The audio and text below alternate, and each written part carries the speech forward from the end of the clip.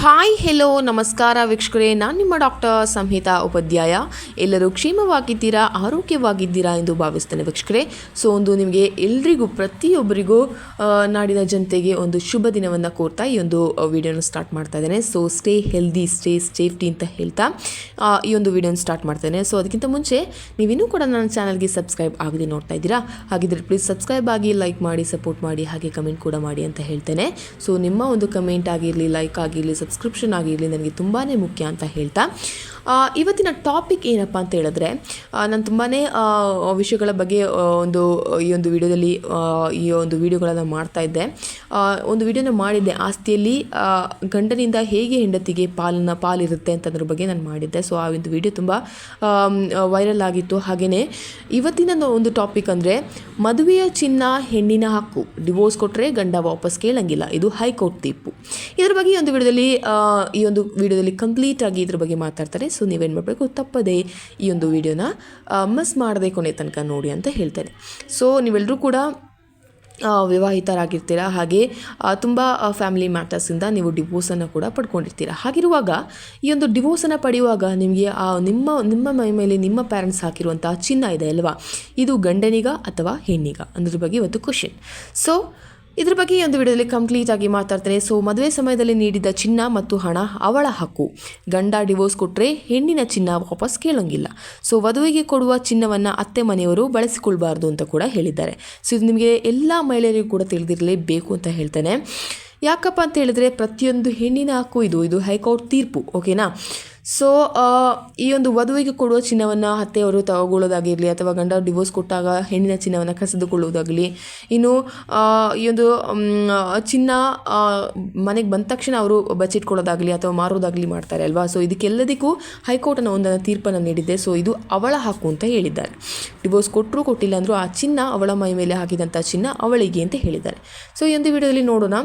So ಈ ಒಂದು Kerala high court ಈ ಒಂದು ಐತಿಹಾಸಿಕ ತೀರ್ಪನ್ನು ನೀಡಿದೆ ಅಂತ ಹೇಳ್ಬೋದು.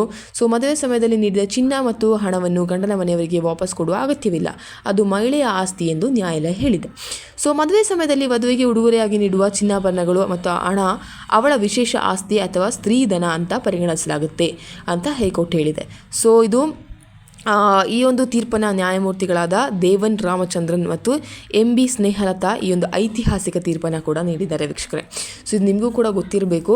ಸೊ ಇದೊಂದು ಅವಳ ಹಕ್ಕು ಆಗಿದೆ ಅಲ್ವಾ. ಸೊ ಯಾರ ಹಕ್ಕು ಸಹ ಕೂಡ ಅಲ್ಲ, ಇದು ಅವಳ ಹಕ್ಕು, ಅವಳ ಮೇಲೆ ಹಾಕಿದಂಥ ಚಿನ್ನ ಅವಳ ಹಕ್ಕು. ನೀವೇನು ಅಂತೀರಾ ಅದ್ರ ಬಗ್ಗೆ ಕೂಡ ನನಗೆ ಕಮೆಂಟ್ ಮಾಡಿ ತಿಳಿಸಿ. ಸೊ ಇದು ಒಂದು ನಡೆದ ಘಟನೆ ಅಂತಲೇ ಹೇಳ್ಬೋದು. ಇದೊಂದು ಹೈಕೋರ್ಟ್ ತೀರ್ಪಲ್ಲಿ ಈ ಒಂದು ವಿಷಯವನ್ನು ಮುಂದಿಡಲಾಗಿತ್ತು. ಹಾಗಾಗಿ ಇದ್ರ ಬಗ್ಗೆ ಏನು ಮಾತಾಡಬೇಕು, ಏನು ಹೇಳಬೇಕು ಅನ್ನೋದ್ರ ಬಗ್ಗೆ ಕೂಡ ನಮ್ಮ ನ್ಯಾಯಾಧೀಶರು ತುಂಬ ಆಲೋಚನೆ ಮಾಡಿ ಇದು ಅವಳ ಹಕ್ಕು ಅಂತ ಕೂಡ ಹೇಳಿದ್ದಾರೆ. ಸೊ ಡಿವೋರ್ಸ್ ಪಡೆದ ಮೇಲೆ ತನ್ನ ಗಂಡನ ಮನೆಯವರು ಆಕೆಗೆ ಆ ಒಂದು ಹುಡುಗಿಗೆ ಆಭರಣಗಳನ್ನು ವಾಪಸ್ ಕೊಡ್ತಿಲ್ಲ ಅಂದರೆ ಇದು ಫ್ಯಾಮಿಲಿ ಕೋರ್ಟ್ ಅಲ್ಲಿ ನಿಮಗೆ ಮೆಟ್ಟಿಲೇರ್ಕೊಂಡು ಇದ್ರ ಬಗ್ಗೆ ಡಿಸ್ಕಸ್ ಮಾಡಿ ಈ ಒಂದು ಕೇಸನ್ನು ಮುನ್ನಡೆಸಿ ನಿಮಗೆ ಈ ಒಂದು ಚಿನ್ನವನ್ನು ನಿಮ್ಮ ಕಡೆಗೆ ವಾಪಸ್ ತಗೋಬೋದು ಅಂತ ಕೂಡ ಹೇಳ್ತೇನೆ, ಓಕೆನಾ.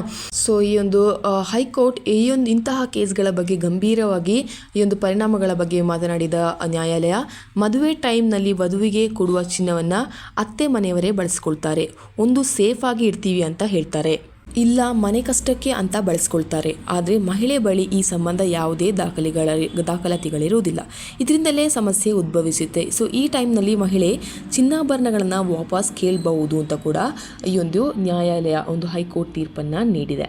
ಸೊ ಈ ಒಂದು ಟೈಮ್ನಲ್ಲಿ ಮಹಿಳೆ ಚಿನ್ನಾಭರಣಗಳನ್ನು ತನಗೆ ಸಂಬಂಧಪಟ್ಟದ್ದು ಅಂತ ಕೇಳಿಕೊಂಡು ಆ ಒಂದು ಚಿನ್ನವನ್ನು ವಾಪಸ್ ಕೇಳ್ಕೋಬೋದು ಅಂತ ಎಂದಿದೆ ಹೈಕೋರ್ಟ್. ಸೊ ಇದು ನಾನು ಹೇಳ್ತೇನೆ, ಇದೊಂದು ಒಳ್ಳೆಯ ತೀರ್ಮಾನ ಅಂತಲೇ ನಾನು ಹೇಳ್ತೇನೆ. ಬಿಕಾಸ್ ಏನಪ್ಪ ಅಂತ ಹೇಳಿದ್ರೆ ಎಲ್ಲರೂ ಕೂಡ ಇದು ವಾಡಿಕೆ ಅಲ್ವಾ. ಸೊ ಮದುವೆ ಆಗಿ ಬಂದ ತಕ್ಷಣ ಅವಳ ಒಂದು ತಾಲಿ, ಒಂದೆರಡು ಬಳೆ, ಒಂದು ಉಂಗುರ ಏನಾದರೂ ಬಿಟ್ಟು, ಒಂದು ಜೋಡಿ ಇಯರಿಂಗ್ಸ್ ಏನಾದರೂ ಒಂದು ಬಿಟ್ಟು, ವಾಲೆ ಏನಾದರೂ ಬಿಟ್ಟು ಬಾಕಿ ಎಲ್ಲವನ್ನು ಅತ್ತೆ ಬಚ್ಚಿಟ್ಕೊಳ್ತಾರೆ. ಸೊ ನಮಗೆ ಎಲ್ಲದನ್ನು ಕೊಡು, ನಾನು ಸೇಫಾಗಿ ಇಡ್ತೇನೆ ಅಂತ ಹೇಳೋದಾಗಲಿ, ಹಾಗೆ ನಾನು ಬ್ಯಾಂಕ್ ಲಾಕರಲ್ಲಿ ಇಡ್ತೇನೆ ಅಂತ ಹೇಳೋದಾಗಲಿ, ಹೀಗೆಲ್ಲ ಮಾಡ್ತಾರೆ ಅವರು ಅಲ್ವಾ. ಸೊ ಇದರಿಂದ ಯಾರಿಗೆ ತಾನೇ ತೊಂದರೆ ಆಗುತ್ತೆ. ನಿಜ ಹೇಳಿದ್ರೆ ಆ ಒಂದು ಹುಡುಗಿಗೇ ತೊಂದರೆ. ಯಾವಾಗ ಡಿವೋರ್ಸ್ ಆಗುತ್ತೆ ಅಥವಾ ಯಾವಾಗ ಅತ್ತೆ ತಿರುಗುತ್ತಾರೆ ಅಂತ ಗೊತ್ತಿಲ್ಲ. ಯಾವುದೇ ಪುರಾವೆಗಳಿರುವುದಿಲ್ಲ. ಈ ಒಂದು ಚಿನ್ನ ಅತ್ತೆ ಹತ್ರ ಇದೆ ಅಂತ ಹೇಳೋದಕ್ಕೆ ನೀವು ಏನಾದರೂ ಒಂದು ಡಾಕ್ಯುಮೆಂಟ್ ಆಗಿರಲಿ ಅಥವಾ ಏನಾದರೂ ಪೇಪರಲ್ಲಿ ಸೈನ್ ಹಾಕಿ ಕೊಡ್ತೀರಾ? ಇಲ್ಲ, ನಿಜವಾಗ್ಲೂ ಇಲ್ಲ.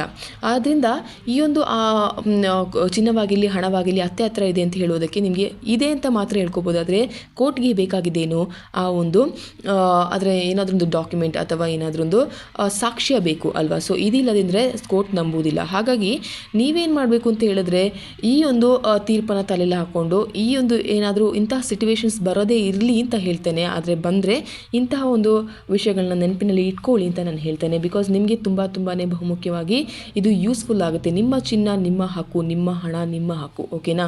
ಸೊ ಇದು ಯಾವುದೇ ರೀತಿಯಲ್ಲಿ ನಿಮ್ಮ ಒಂದು ಅತ್ತೆಯವರಿಗಾಗಲಿ ಮಾವನ ಮನೆಯವರಿಗೆ ಆಗಲಿ ಕೊಡುವ ಅವಶ್ಯಕತೆ ಇಲ್ಲ ಅಂತ ನಾನು ಹೇಳ್ತೇನೆ. ಸೊ ಈ ಒಂದು ವಿಡಿಯೋನ ನೀವು ತುಂಬಾ ತಿಳ್ಕೊಂಡಿದ್ದೀರಿ ಅಂತ ನಾನು ಅಂದ್ಕೊಳ್ತೇನೆ. ಸೊ ಹೀಗೆ ಕೇಸ್ಗಳು ಬಂದರೆ ಹೈಕೋರ್ಟ್ ನಿಮ್ಮ ಬಳಿ ನಿಲ್ಲುತ್ತೆ ಅಂತ ಹೇಳಲಿಕ್ಕೋಸ್ಕರ ಈ ಒಂದು ವಿಡಿಯೋನ ಮಾಡ್ತಾ ಇದ್ದೇನೆ. ಸೊ ಇದರಿಂದ ನಿಮಗೆ ತುಂಬಾ ಹೆಲ್ಪ್ಫುಲ್ ಆಗಿದೆ ಅಂತ ಅಂದ್ಕೊಳ್ತಾ ಈ ಒಂದು ವಿಡಿಯೋನಲ್ಲಿ ಸ್ಟಾಪ್ ಮಾಡ್ತಾ ಇದ್ದೇನೆ. ಸೊ ನಿಮಗೆ ಏನಾದರೂ ಡೌಟ್ ಇದ್ರ ಬಗ್ಗೆ ನನ್ನಲ್ಲಿ ಈ ಒಂದು ನನ್ನ ಕಮೆಂಟ್ ಬಾಕ್ಸಲ್ಲಿ ಟೆಕ್ಸ್ಟ್ ಮಾಡಿ ಕೇಳ್ಬೋದು ಅಂತ ಹೇಳ್ತಾ ಈ ಒಂದು ವಿಡಿಯೋನ ಸ್ಟಾಪ್ ಮಾಡ್ತೇನೆ. Until then see you, it's me doctor Samhita Upadhyaya. ಧನ್ಯವಾದಗಳು. Thank you.